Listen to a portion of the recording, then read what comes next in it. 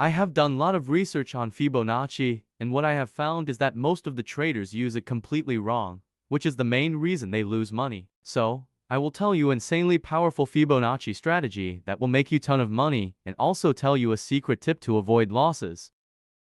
First, go to TradingView. This is the trading platform which is used by me and most of the professional traders. After opening the chart of your favorite asset, go to left-hand side of your screen and select Fibonacci retracement. Fibonacci retracement is quite colorful and has too many levels, which means it can create mess and confuse you easily.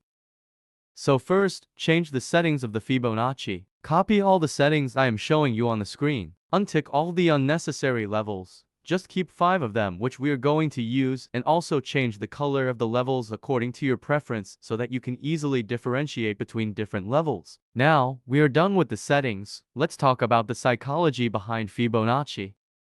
When the price is in trend, it never goes straight to the upside or downside. Price move in one direction, then retrace back because traders book profit. Therefore, we use Fibonacci to trade pullbacks. When the price is in strong uptrend, the price often retrace or pull back very less.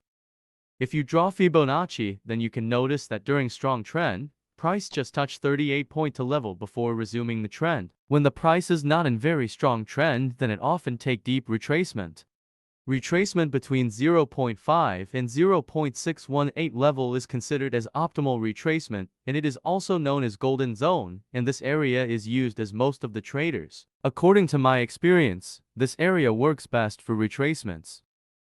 Now we know all about Fibonacci and significance of different levels. Let's move on the strategy. Never ever use the Fibonacci in sideways market. First, market should be in uptrend or downtrend. Let's understand it with an example on the chart. The market is in uptrend, then price pullback. Select the Fibonacci and draw it from where the last swing low to swing high or from where the retracement started. Here is the most important part of the strategy. Never ever use the Fibonacci alone. Always use support resistance levels, moving average or trend lines with Fibonacci because you never know where the retracement will end. But if you have moving average or support resistance area marked on the chart, then you will always know where the retracement could end and from where to take the trade. After drawing Fibonacci and support area on the chart, wait for the price to pull back to the support area. Always make sure that the Fibonacci levels align with support area you have drawn on the chart. Then, you wait for the entry confirmation, which could be a strong bullish or a rejection candle. Then take the entry and set stop behind the area drawn on the chart. For target, go for at least 1 to 2 risk-reward ratio.